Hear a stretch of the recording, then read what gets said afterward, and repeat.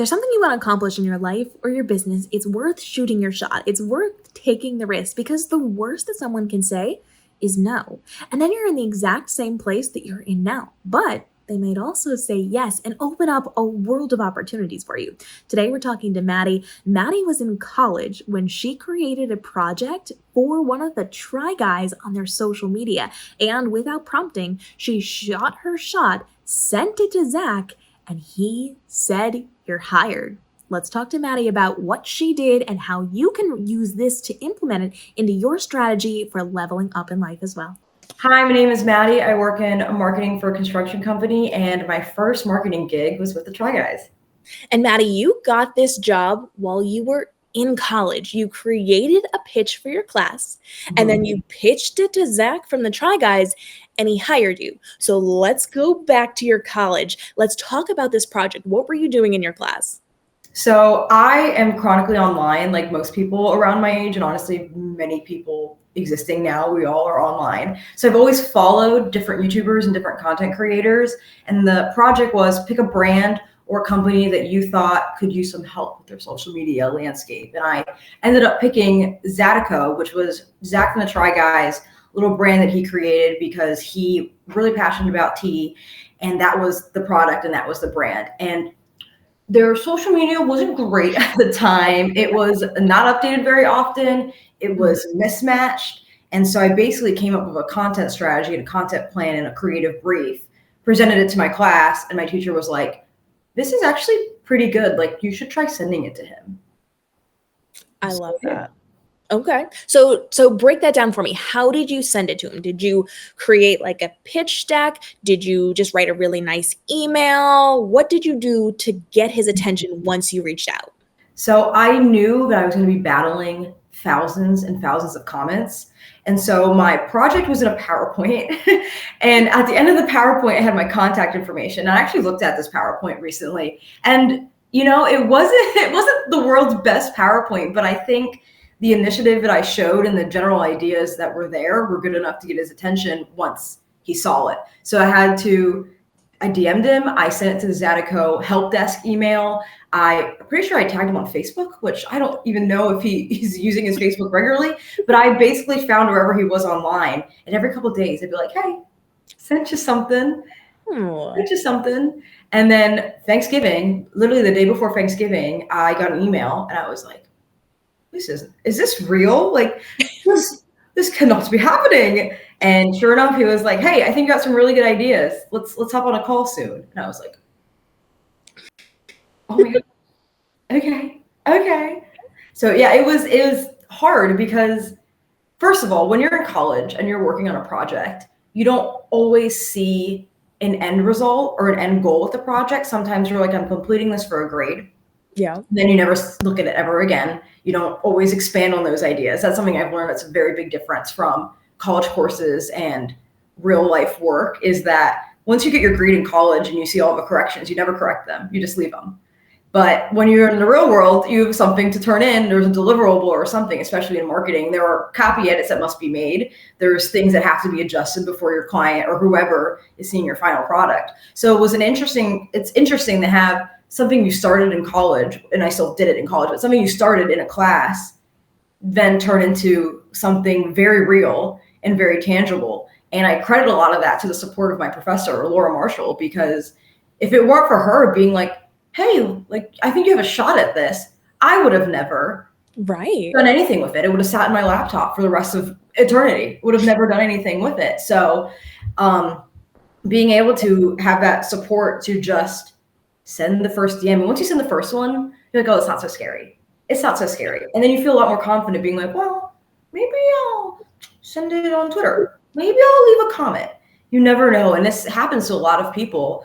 Like I know who runs the social media for Watcher Entertainment.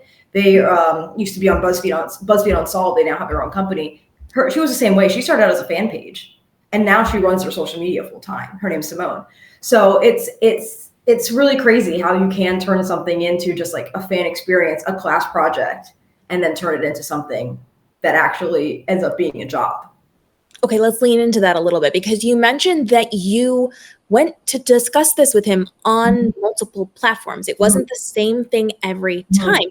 And that's incredibly strategic because maybe he sees it in one place, maybe not the other. Maybe he's not always on Instagram if that's the only thing that you're doing. So talk to me a little bit about the decisions that you made and how you spaced that out and how you crafted those things for the different platforms. For sure. So I know for a fact I started the email being like, hey, just shooting my shot here. Because I also, I think something that's really important about marketing is knowing your target audience. And so we talk about this all the time. And so my target audience was someone that's kind of goofy. It's incredibly human. So I was like, if I can lean into that, I think that would read well. And so with the email, it was definitely like that. I would see when he was posting on Instagram, and then I would send him a DM. And then I would wait until all that died down because I knew other people would be sending him stuff. And then I would send him another. So I was like on my phone being like, okay, he's posted. I'm going to send a message now. It's been about 2 hours. Hey, I'm going to just let it go again, just to see where it would land. And eventually that did end up working. Now, I don't know exactly if it was the Zydeco email that I sent that was what worked, or if it was the DM. I don't know. But that's kind of the magic of it, right? Where it's just like, hey, you shoot your shot, something's going to land. And I'm really lucky that it did. And I think that's so important to point out. Just because we take that initiative to take one step doesn't mean that's all that we need to do to make the magic happen. Exactly. You made sure that you took the effort to reach out again and again and again. You did not let your efforts just sit there. You made sure that you were making that valuable effort. Now, for you, did you have a point in mind where you were going to cut this off? If you didn't hear within a certain time frame, were you going to let it go? Or were you just every once in a while going to ping him again until maybe you heard back? That's a good question. I think in my case, I was pretty lucky that it happened. If I remember correctly, it happened relatively quickly. So I think maybe it was a month. I guess it depends on who you ask. For some people, that sounds like a really long time. For other people, it's like, well, it's not that long. For me, it felt like it happened really quick. And maybe that's just because college feels like it happens very quickly. And all of a sudden you're like in the next semester. Yeah. So, yeah, you're right. I think that was a good point that you do have to be kind of persistent with some of this stuff because, I think with most things, you have to be pretty persistent and just consistent also. Yes. So yeah, I think it happened. I think I probably did have a point where I was like, if this just doesn't go anywhere, like tough luck, and I think it's an interesting dichotomy of like having expectations, like high expectations. Like I'm a go-getter. I'm going to go do this. And then like knowing when to quit. And so I'm sure I had thoughts where I was like, I don't know where this is going to go. So if there's, you can measure your ability to put effort into something by like how likely you think something's going to happen. Yeah. And so I think for this, I was just kind of like, I really have no expectations. So we're just going to see what happens. And it happened really honestly before I was ready to throw a towel in. Yeah. Okay. So let's talk a little bit about what happened next, because you reached out, you did all of your correspondence, you get an email from him and he says, hey, let's have a conversation. What happened next? So before that happened, before I got on the call, I was like, okay, I need to take a walk because it's pretty surreal. I mean, think about it. Someone that you've watched since high school and now you're a junior in college, almost a senior, and you're like, oh my gosh, like this person knows who I am now. So it was pretty crazy. And I was visiting my boyfriend's family for Thanksgiving when all of us went down. Okay. And so I remember being in their guest room and I was like, okay, I am just going to tell them to give me a call and we're just going to see what happens. And so I was like, in my head, oh my gosh, yes. But then wrote an email being like, hi, sure. Here, you can reach me here. Give me a call whenever. I'm free all day. Because I was sitting there with my phone being like, yep, I'm ready. I'm ready. So I get a call from a California number and I'm like, well, I live in Virginia, so I think I know who this is. And on the other end is like, hi, this is Zach. And I'm like, hey. So I had to really keep my cool and not freak the guy out, right? Right. So we pretty much just jumped right into it. He was like, tell me a little bit about yourself. I told him, hey, I'm a junior at High Point University in North Carolina, and I worked on a project, and my professor was like, hey, you should just try reaching out and see what happens. And here I am. And he was like, I went through your ideas. Like, I completely agree. He's like, yeah, we're not doing too hot right now with the social media presence. Like, I'm a busy guy, don't really have time to manage it. So I'm looking forward to having someone else take care of this. And we probably were on the phone for maybe 20 minutes. And within that time, we pretty much figured out what the angle was going to be, when we were going to meet next, how much he was going to pay me. And pretty much was like, all right, looking forward to working with you. I'll email you the passwords right now. He was like, you can start like now if you want. And I was like, okay. It was immediate. It was quick. He's efficient. He was like, all right, I am excited to see what you do. Have fun, kid. I love that he just trusted you based on the examples and the work that you sent him. So this was something that did not take you a very long time to put together once you had that conversation. If it was a 20-minute conversation, you had already represented yourself as a professional with a plan. You knew exactly what you were doing, and all you needed was that access and that okay. So from there, you were then able to jump right into this work, which lasted you a good couple of months, unfortunately, until the pandemic hit. So tell me about your experience then doing this. Was that a lot of oversight? Did you kind of have free reign because you had already created that plan and you knew where you were going? What did that look like? So it was 8 months, and the beginning was I remember I was like, okay, these platforms have been kind of dead for a little bit. So I was like, we need some sort of like intro or something. And so I basically made a post and I was like, hey, the tea is brewing, we're back. And it got people excited again. And it was an opportunity for the audience to be like, oh, something's happening here. And this is what we're ramping up for a little bit of excitement. And so the first post was that, and then it was a lot of user generated content from there, because he was in the process of sending me product to take photos of, and creating actual content that I could put up that wasn't only user generated content, because I think there's an important mix that you have to have. And so I remember the very first post that I did after that, I was so nervous because this was a large account, very large. I mean, my own Instagram account was like, it's always funny because you have like social media managers that either have really great personal social media accounts and then really great also business ones, or then you have other people that are like kind of like social recluses when it comes to that, because so much effort into other social media accounts. So it was hitting publish for the first time was such a big difference, because I'm like, this isn't going to just my friends, but even though it was actually going to a lot of my friends as well, because a lot of my friends also followed the Try Guys. And so once they knew I was doing this, they're like, when you hit that first post, like, we're going to be the first ones on there. Like, we got you, girl. And so, yeah, it was free range, really. He was like, and something that he said that I thought was really important and just showed the amount of leadership ability he has. He was like, hey, like, feel free to make mistakes. Like, it's not that serious. It's just tea. You know what I mean? At the end of the day, like, good luck. Like, you know what I mean? Like, don't freak out. If anything, like, people are always going to have something to say. Let's try our best. Like, we can mitigate anything. Like, don't worry about it. And I thought that was really important because he is a public figure, right? And this is an extension of his brand. And so I was like, I really don't want to mess this up for the guy. So it was comforting to have him be like, hey, like we'll figure it out. Like, don't worry. We're just going to take it one day at a time and just try our best. And it worked out. It really did.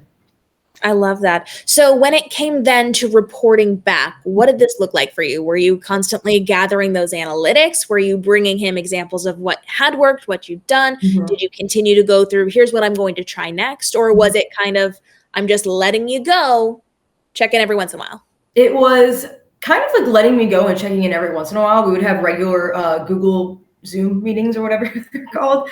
And so we would do that pretty regularly, and I would have reports of what did well, what didn't do so well. The way I like to organize content is through pillars. I know this is a pretty popular way of doing things. So I had things that were like education. So like, what is the tea about how the health benefits? Because Zach does have chronic illness, and that was a point that he made with his tea, was that like this helped him with his chronic illness. So there was like a little bit of education there. And then anything that was more Zach centered, because when you do have a brand that is connected to a person so tightly, you do want to lean into that a little bit, because sometimes that's what gets people in the door, and leads them closer to actually making a purchasing decision.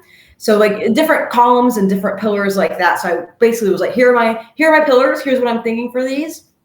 And he was just like, yeah, great. Like, this is great. And something that he didn't realize was like the purchasing power of Pinterest.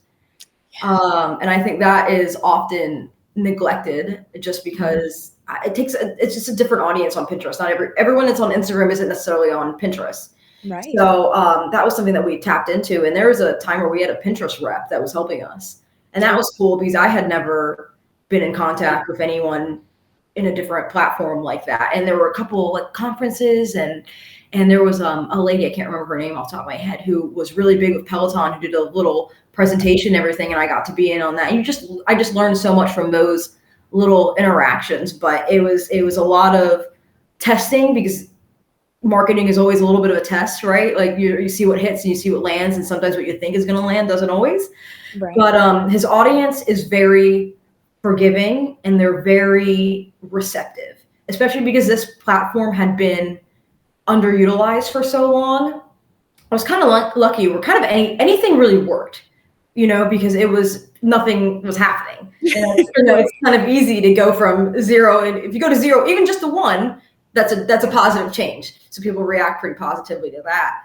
And I had a lot of just different creative photography. So there was a specific photo shoot I had in my mother's house, in my parents' house, because I was in Florida at some point, because going home for breaks and stuff. And I would bring all my tea on the airplane and stuff, and all my little props.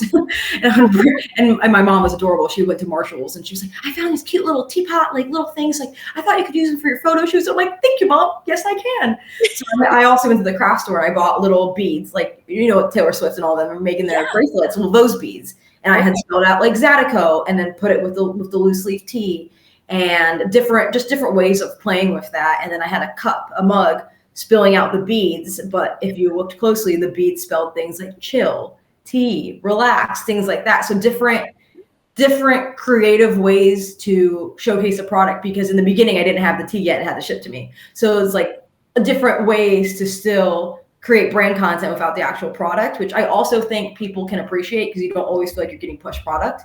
Right. It's more of like you're getting pushed a vibe, you're getting more of a creative element. Mm-hmm. So those did really well. I was really happy to see that. We were working together during Valentine's Day. So I took little sweethearts and, I kid you not, took my finger, licked off the red ink, and then took a red Sharpie and rewrote things like sweet tea, like tea, and like little play on words. And on the box, I edited it to say like to you from Zydeco, and like just little things like that I just got to be really creative with the branding and the marketing, and it really did land.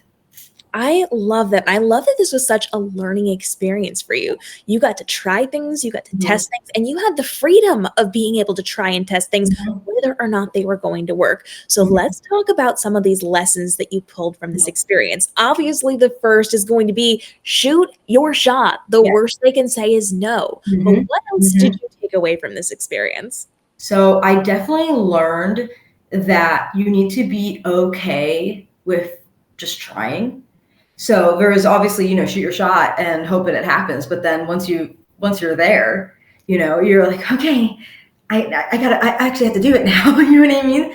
So I definitely learned that like sometimes you just have to get started and you just sort of get into a flow and you sort of understand things as you go. So I knew infinitely more at the end of those 8 months than I did in the beginning.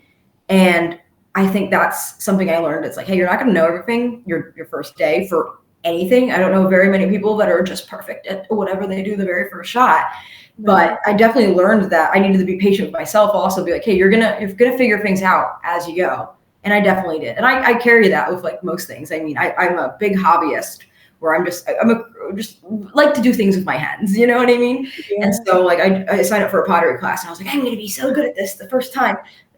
And no, it's a process. And marketing is like that as well too, where you're very, very, very, you could be the most educated person. You're just not going to know what hits until you try.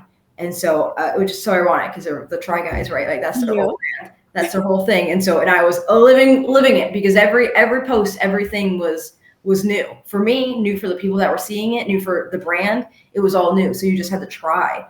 Another thing I learned was how important it is to build community.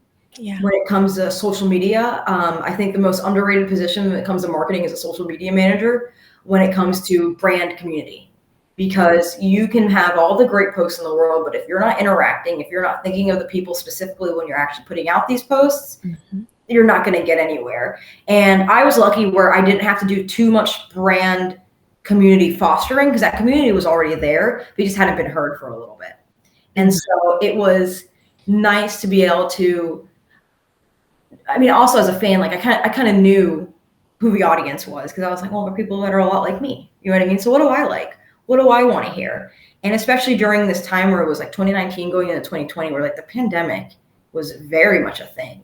And so I was not entirely comfortable pushing product at that time. And Zach wasn't either. And so there was a subconscious decision where it was like, post became more of like, hey, I hope you're taking time for yourself, whether it's you're pouring yourself a cup of tea, you're going for a walk, and sort of having a vibe where it was like, hey, tea relaxes people, and like, we hope you're doing okay, and sort of a calming, cozy vibe, and not like a, hey, we're selling you a product that's going to help you get through the pandemic, because no one can guarantee that.